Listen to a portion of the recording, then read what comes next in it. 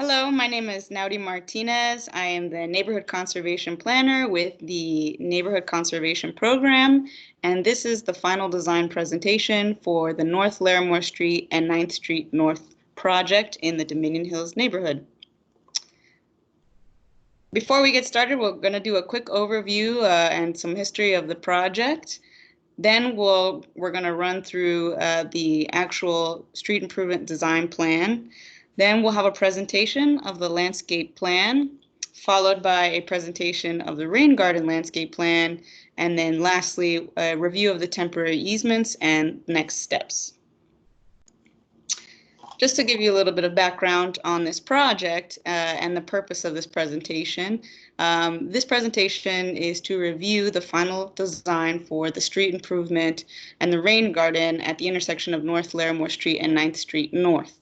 The original intention and the goal of this project was to change the design of the intersection to improve pedestrian safety and, as applicable, include any other beautification elements, including plantings and improvements to existing conditions. Just for some history and a little bit of how this project has progressed, this project was submitted for consideration to the Neighborhood Conservation Program in November of 2013. A general interest survey was distributed to all of the neighbors in this intersection area in November of 2015, and it passed with the votes necessary to keep the project moving forward. In March of 2019, a concept design meeting was held, and the project was then qualified in May of 2019 with a final petition approval of 95% of the affected neighbors. This project was recommended for funding in June of 2019, and then in November of 2019, this project was approved for funding by the county board. So now that we have a little bit of that history, what we'll go ahead and do is we will have a presentation of the street improvement design plan, and this will be conducted by Gino Squarcifico, design and engineering supervisor.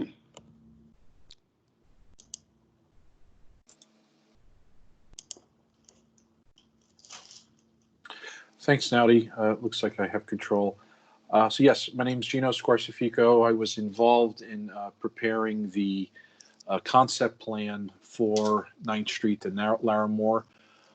Per the stated goals that Naudi just went through, we have the final design plan presented today for me to go through.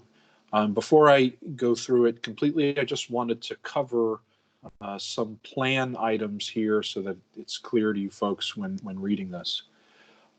This red line across the plan, you'll see it in numerous places. That is the right-of-way. So that's really showing division between public land and private in this case. Some rather obvious symbols would be the parked cars, which help show general parking locations as well as signage. That's fairly clear.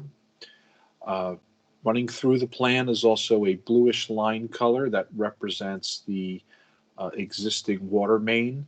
The more obvious dashed line here in both black and white with joining circles are the proposed storm structures and pipes related to this project. In addition to that, we'll see proposed trees shown here with a green circle, and more importantly, construction notes, which are in blue text and blue triangles with the subsequent legend off to the right here. So you folks could review that in more detail. Okay, but again, as part of the project, stated goals was, yes, to improve pedestrian safety. And as per the concept and per this final design, we created a more normalized intersection that you can see with curb and gutter. And we've created, again, more of a T intersection as opposed to the rather wide expanse roadway that was there previously. We did this with a series of what are called curb extensions, pulling the corners out and then returning them with a tangent. And we can see that rather clearly, I think, as you come around into Larimore and then tie into 9th. The same can be said for this northeast corner and, of course, the northwest corner and what I just showed, the southwest corner. Those curb returns make their way into 9th, as we have here. So really allowing for a much shortened crossing distance for pedestrians on all legs of travel. Okay, what should be obvious, hopefully, is the proposed sidewalk. That is the gray hatch that we have coming around. You can see that for all legs of the intersection, tying into existing sidewalk on both sides, on all ends. In addition to that, our pedestrian ramps. We included 2 per corner to meet ADA standards. You can, if I zoom in just a little bit, you should be able to make out what are called truncated domes that the blind can feel. So it should be rather obvious where those crossings are. The thermoplastic, that being the crosswalk ladder, will be across Larimore, and we'll have the 2 parallel thermoplastic crosswalks for 9th Street North, perpendicular to 9th Street North. Driveways, as we show, also in a similar color to signify concrete, are tied into properties accordingly, meeting widths, as well as lead walks.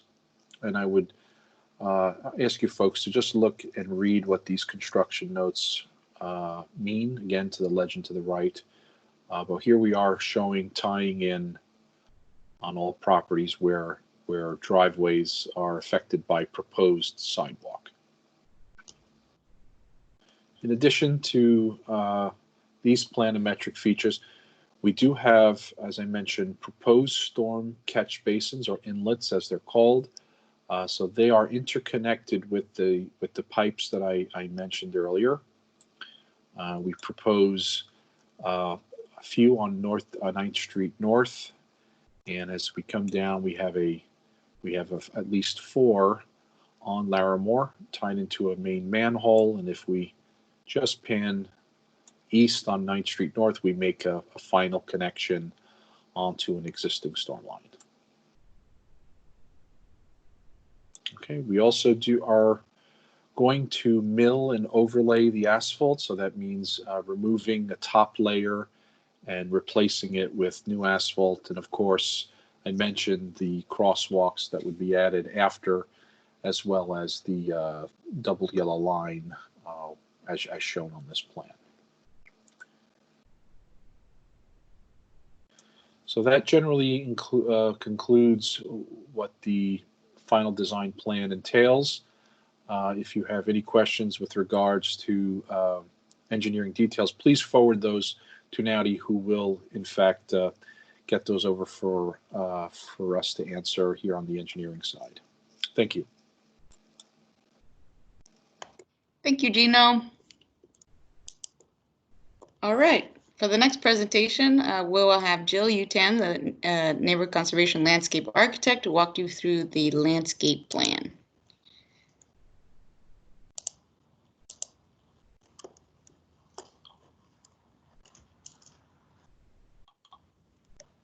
Give me 1 second.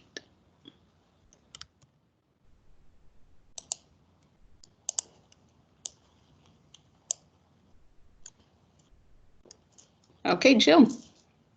Thanks, Naudi. My name is Jill Utan. I'm the landscape architect for the Neighborhood Conservation Program. I'm going to be going over the proposed landscape plan for the project.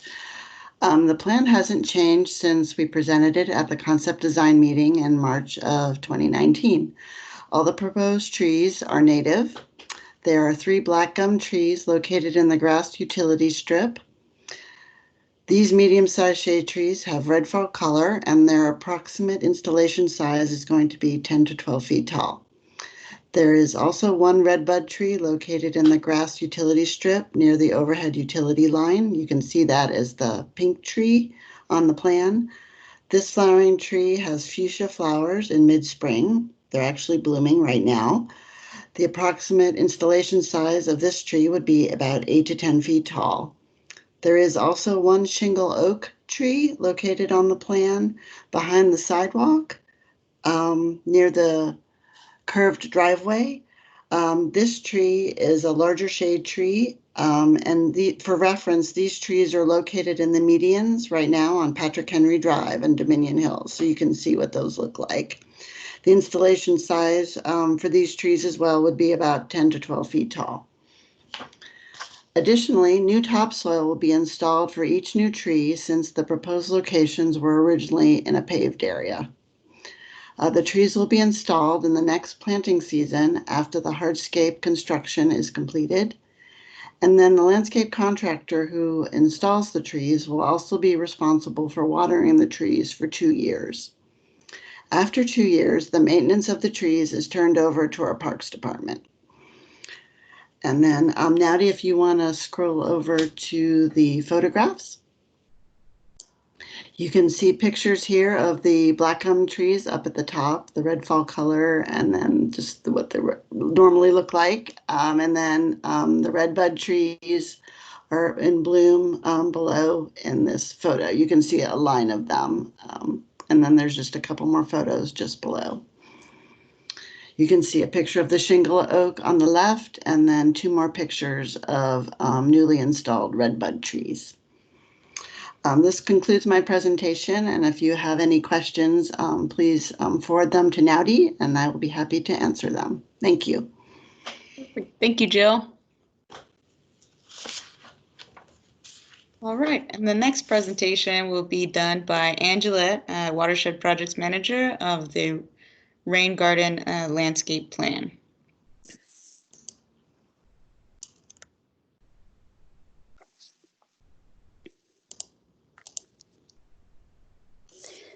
Great, thank you, Nowdy.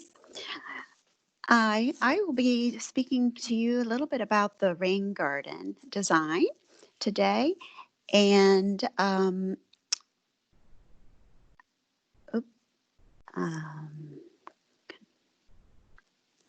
not going down. Control. You have control. Okay, it's not going down. I'm using my arrow. Let's see. We can work through this. Oh, there it is. Oh, okay. Thank you. So, as many of you are aware, Arlington County has regulatory requirements which are spelled out in our stormwater permit out of the Virginia Department of the Environmental Quality. We are also required to meet our pollutant diet goals spelled out in the Chesapeake Bay Ordinance. And rain gardens are one of the methods we used to meet our pollution reduction goals. In 2014, the county conducted a countywide stormwater assessment on our county-owned land, and we identified over 1,200 potential locations. They were then ranked and prioritized. And the intersection of 9th Street North and North Larimore Street were identified in that assessment. As mentioned previously, rain gardens are one of the methods used to reduce pollutants in our stormwater runoff. You can see in this photo an existing storm drain in front of 900 North Larimore. When stormwater enters from the surrounding area, it currently is conveyed to 4 Mile Run without any treatment. The proposed rain garden filters the runoff through the soil media and plant material and reduces the amount of nitrogen, phosphorus, and sediment that will enter 4 Mile Run. So residents can be proud that your rain garden is improving water quality of 4 Mile Run.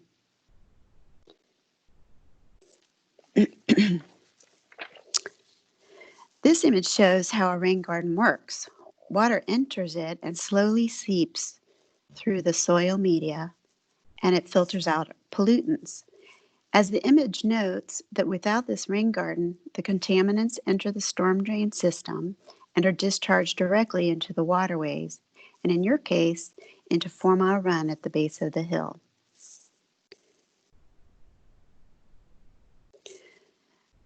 Since we met last, the engineers refined the design that Gino presented and also further designed the rain garden.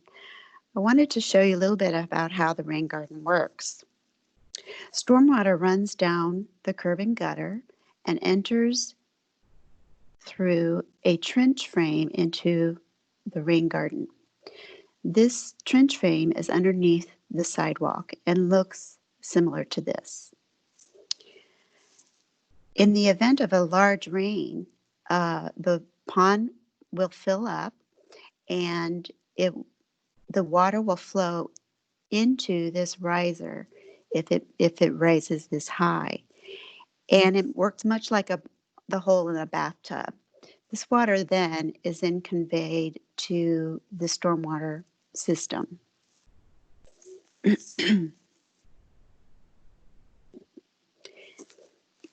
Also, since our last meeting together, we met with Karen Sutter and Charlie Zenzi a few times on December 2nd and January 29th to go over the draft planting plans. The red notes are some of the comments we responded to in addition to changing out some of the plants. Here is the revised planting plan. You can take a closer look at the PDF, which will be uploaded with this presentation. You will also see a plant list with links so you can read more about them. I wanted to give you a few tips on how to read this planting plan and the plant list. You will see on the planting plan a circle with some letters and numbers. Those letters correlate to the IDs, the plant IDs. They're both on the planting plan and some of this also in the subsequent pages in this presentation. The number correlates to how many plants are in that area. In this case, there is one service berry in this whole plan.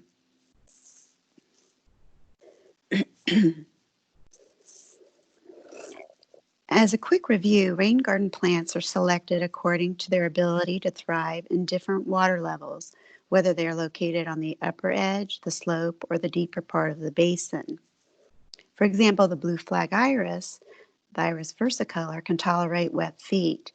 Their roots are able to tolerate standing in water for days and days, so they're located in the basin.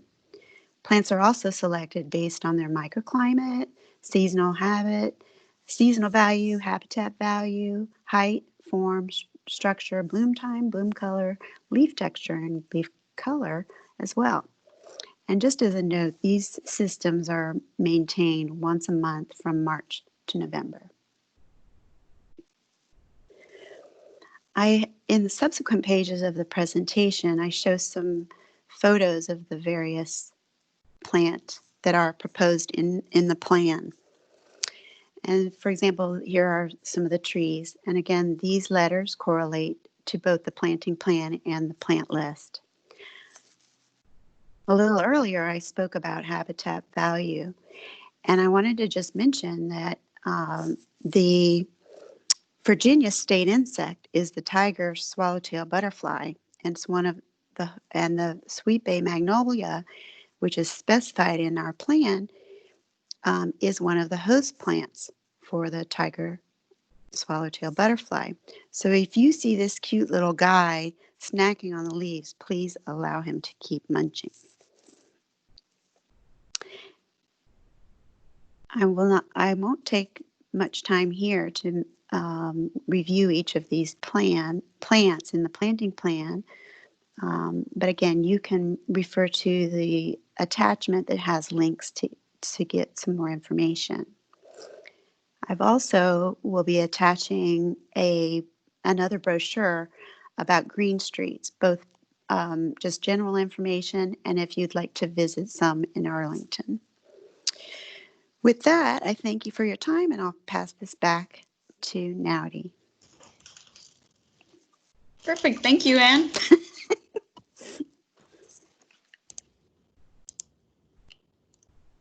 All right.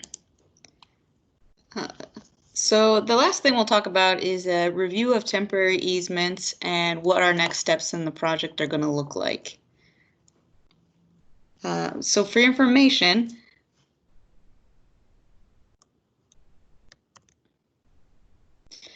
temporary easements and construction agreements are agreements that allow the county contractor to access your property, so private yards, to perform construction-related work, including the relocation of fences, replacement of disturbed sod, and or to make any grade adjustments necessary so that our project ties in seamlessly into your property.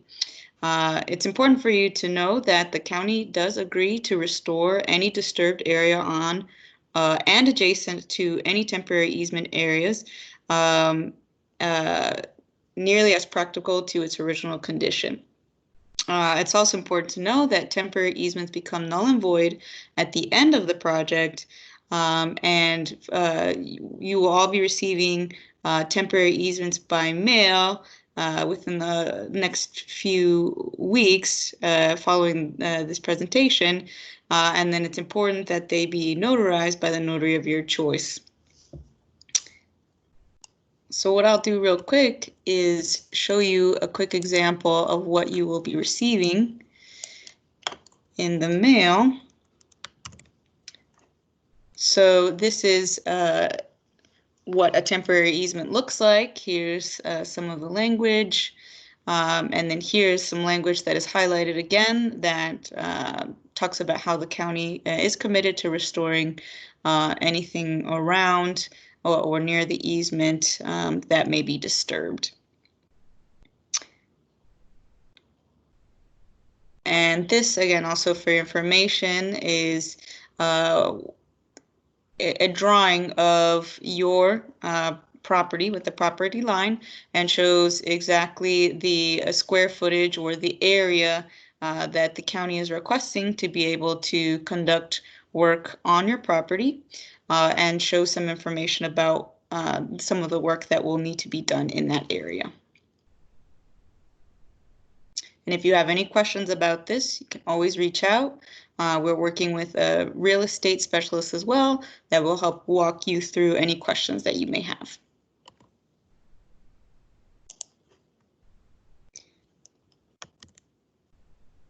All right, and then with regards to next steps, we'll be accepting any questions and comments about the final design plans that you have. It's important that you note that they should be with regards to the overall project design or with regards to your individual lot. If you have any questions, comments, or concerns, you can send them to me and I'll provide my information on the next page. With regards to next steps, our final design, our plan is currently at 90% design, and after our final design plan, and after we receive your questions or comments, we will move forward to developing the 100% plans. And then once those plans are finalized, we will be mailing those plans along with a project description to all affected homeowners. The temporary easements, as I mentioned before, will also be mailed to all affected homeowners, and those should be returned to the county. A really important note as well is that there will need to be a utility relocation before this project can go to construction, and that's actually going to be done by Washington Gas. And they will be responsible for doing the utility relocation and will be reaching out to all of the homeowners before any of that commences and connecting with homeowners to ensure that they have all of the information necessary that they need to know for the utility relocation to take place. After the utility relocation is complete, then our project will be going to bid so that we can select a contractor and then we can prepare for construction. As I said before, my name again is Naudi Martinez. I'm the NC planner for the NC project at North Larimore Street and 9th Street North. If you have any questions at all or any comments, please send them to my email at nmartinez@arlingtonva.us, or you can give me a call at 703-228-7933. Thank you so much. We're excited to continue moving forward with this project, and that concludes the presentation for the final design plans for North Larimore Street and 9th Street North. Thank you.